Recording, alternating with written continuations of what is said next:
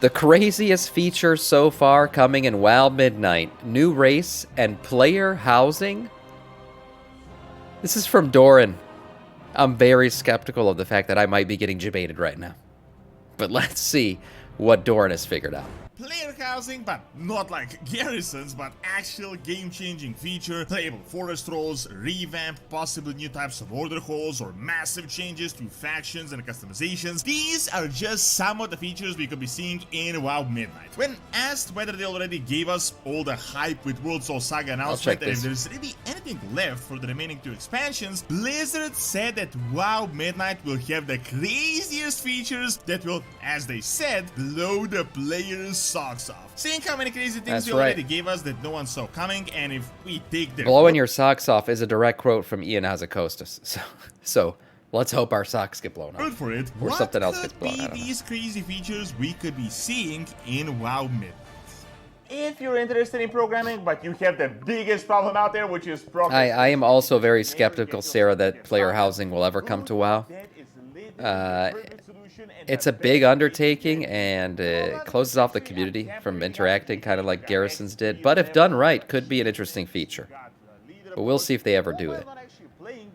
Boot.dev, by the way, use code DORA. They got a thriving and active Discord community that can help you a lot if you get stuck on coding challenges. However, the best thing is, even if you're not into programming, Boot.dev can get you to start. What up, Mechanics? Backend developers not only have excellent earning potential, but most importantly, you can work from home. With Boot.dev, you will learn backend web development from start to finish in Python and Go programming language. So click the link in the description, check out what Boot.dev use code Doran's Movies. Use my code Doran's Movies 25% off. 25% off your first payment. That's 25% of the first month or the first year, depending on your subscription. So start gaming and programming today.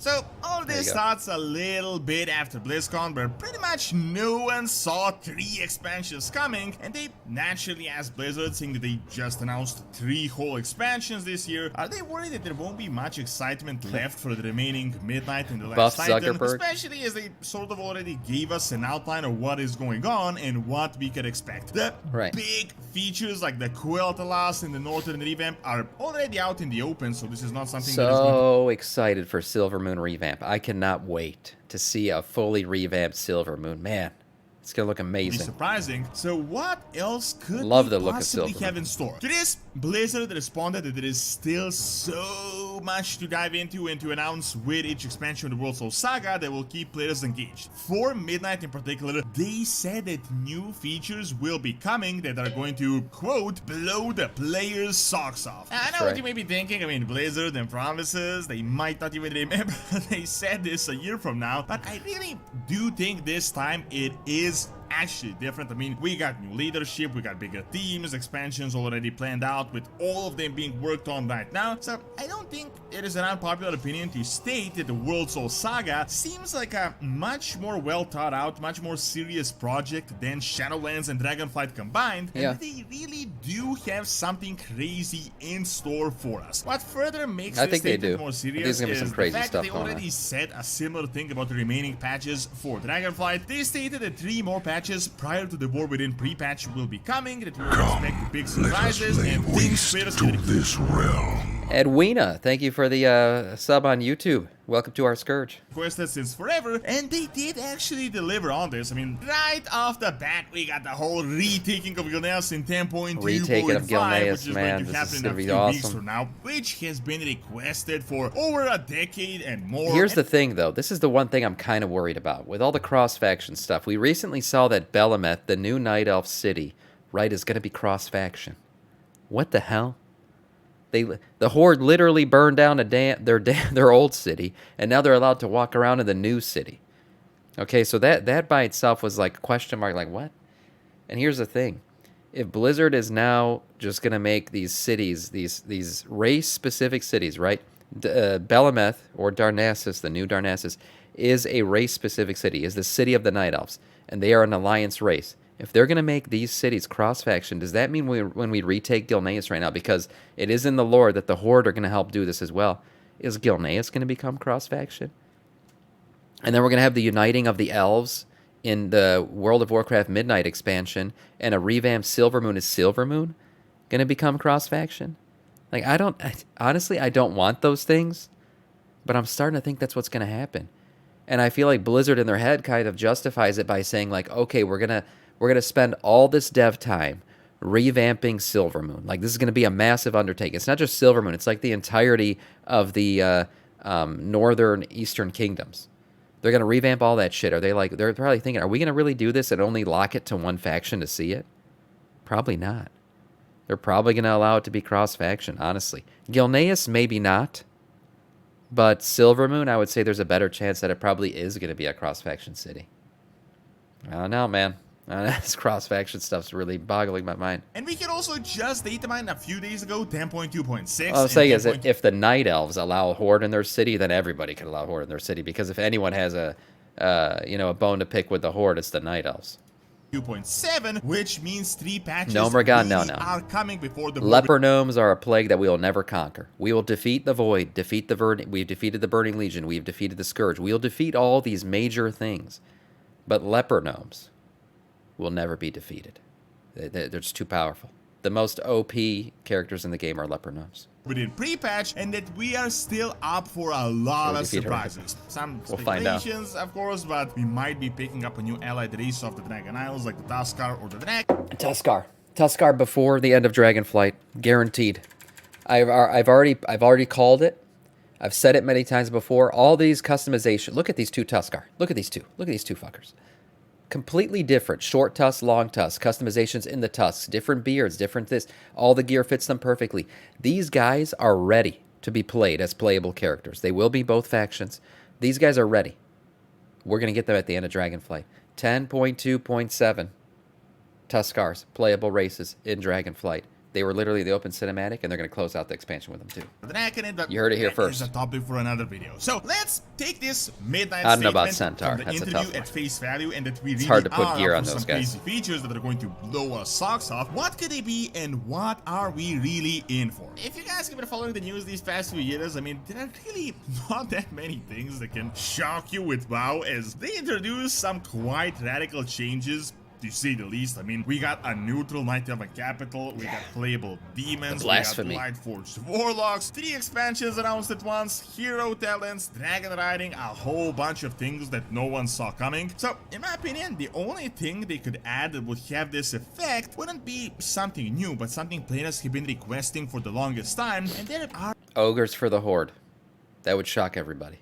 a few such features out there that are still very popular. So Never let's gonna look happen. at what we kind of have in the backlog. First thing that comes to mind is the famous dance studio. Now, you might remember this being Oh my God, an Wrath of the announced Lich feature King. that was never really elaborated upon back I think in it was, Wrath of the Lich yeah, King. Like, they were supposed to give us dance studios where you could customize your dances or learn other dances from other races. That's right, yeah. Oh, God. was actually in the trailer. feature that never came to happened. be, but despite being this sort of a meme within the community Imagine blowing our socks off as just fucking dance studios. That would be so Blizzard.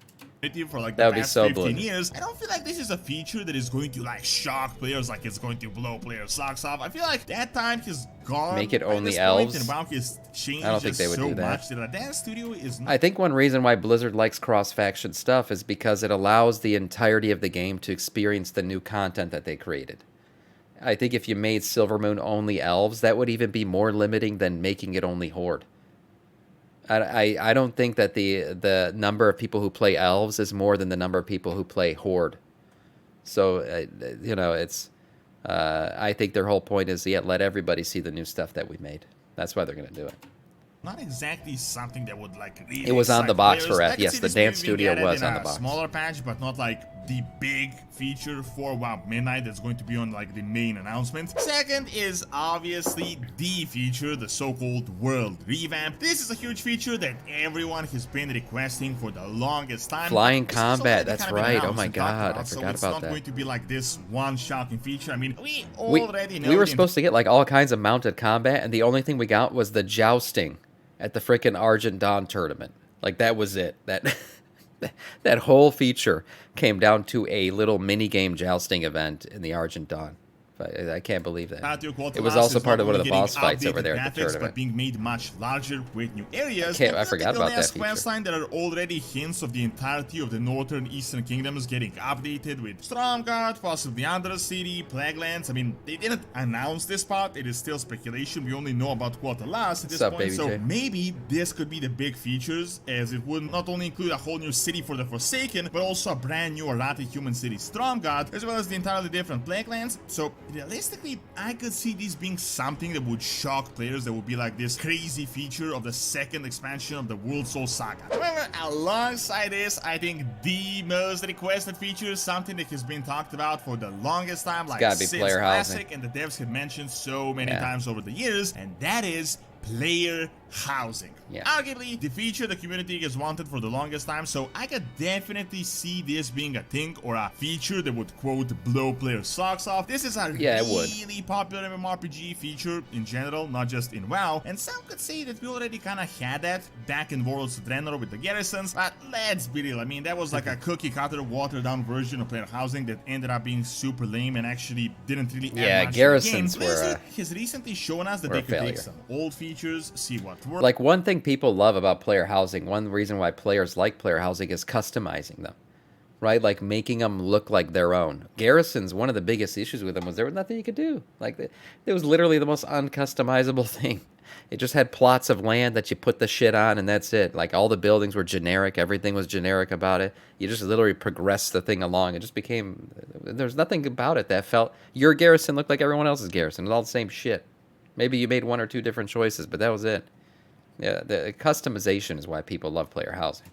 Worked, what didn't, get the feedback and improve on it, so I could see them learning the lessons from garrisons and implementing them to player housing. They could use some of the stuff they developed for garrisons. This could become a much bigger, like, sandbox type thing, where it wouldn't be faction specific, but race specific. Like, you could get to shape it however you wish. We could get a whole new gameplay aspect where you'd gather resources and items to your house. And when I say resources, I don't mean just, you know, farming garrison resources to place work orders that have this mobile game system where you gotta log in all the time. It felt like a mobile game. Placing your transmogs on a pedestal, your collected weapons. If you guys don't remember, like, one thing about player housing that's tough is, like, where you're going to put it, how you're going to instance it, like, what are you going to do with that plot of land that you're giving for player housing. One reason why I got really into the whole pirate expansion concept and, like, sailing the ocean, kind of like the way Sea of Thieves does it, which to me is an awesome feature. I love sailing in that game. I thought they could make player housing just your boat. Like, your boat could be the player housing, and then you go underneath, right? Because there's some really intricate details in some of these boats, especially if you go on a Kultiran ship and you go down beneath the deck. There's, like, on bedrooms and office, all kinds of command posts, like, all kinds of stuff underneath. I thought that could be the player housing that everyone's been wanting. Like a customizable, beneath the deck housing area where you could customize it, and you would customize your ship too, and then you would use that to sail around. And then you solve the problem of, like, where are you going to put all these player houses? Just put their boat on the dock. It's that easy. Every player has their boat on their dock. It's you know, sharded for them. And then if you want to invite people to your boat, you invite them to your group, and then you go on the person's boat. Like, it's that simple. To me, that would have been amazing when we had the whole pirate expansion theme going on, and then that just went away when it's a World Soul Saga. But it's still, to me, the best way to do player housing. Put it on a boat. Put it on the boat. We all know Bobby has a boat. Give us a boat. Choosing the colors of the houses and really turning your, like, 20 years of WoW into an actual house. How this could work is really difficult because they promised something on the box, they didn't give it to us. Going on right now in the lore with Silvermoon, with Gilneas, with the Night Elves, so it might be time for our player characters to finally settle down instead of being like the... What would be your damages? I don't know. You bought it, you wanted that feature, you'd have to monetize that feature, figure out how much it was worth, and then calculate damages. I don't think the lawsuit would be worth the money it would cost to do it.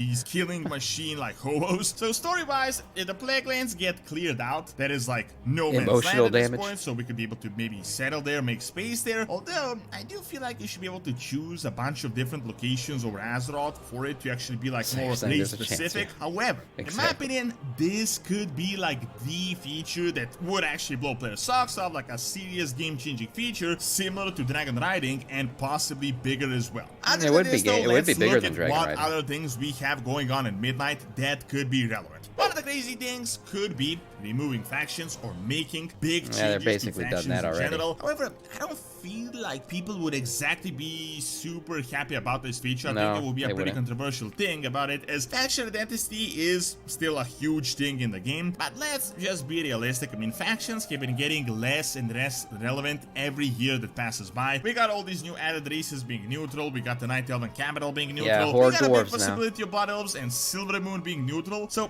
while I don't think they would actually remove factions, I do think they can maybe revamp the way character creation works so that you can like choose your race, variation, and faction, as the entire character customization screen is getting way too many races. Like, it's getting pretty crowded. Now, I don't feel like this is going to happen. Someone was saying that they're gonna like combine like races, so like all elves will be under one tab. If you want to make an elf, there'll be an elf tab, and then it drops down. You can pick which kind of elf you want to be. Same with like trolls. You have, you know, Zandalarian and black Darkspear trolls. Dwarves the same. Humans, you'll have Cultirians and humans. Like, there's a bunch of different ways that they can redo this, but I agree, it's gotten really crowded. It's gotten really crowded. I don't feel like this is going to happen for everyone, like orcs joining the alliance, but especially if they add Tuskar too now. Like this happening for the elves. On the other hand, as in an interview they confirmed they have multiple new races planned for the World Soul Saga other than the Earthen, this could also be the big feature, and the biggest hint we have right now could be the playable forest trolls and potentially the Naga. The Naga is the elves and the Shala is returning and all this stuff, and forest trolls because the Amani trolls I think could be one too. That's always been one that's been very interesting. The thing is, they hated elves. Like, with a passion, burning passion, they freaking hate elves. We gonna bury you here. I spit on the horde. You know, all that shit. You remember that? That's a great cinematic. But, so maybe an expansion like Midnight where it's all about the uniting of the elves, potentially the Zandalari trolls could have a role to play where they, you know, their hatred melts away. I mean, this is World of Friendship craft now, so maybe they become friends. Hey, who knows? Nobody hates anybody in this game anymore.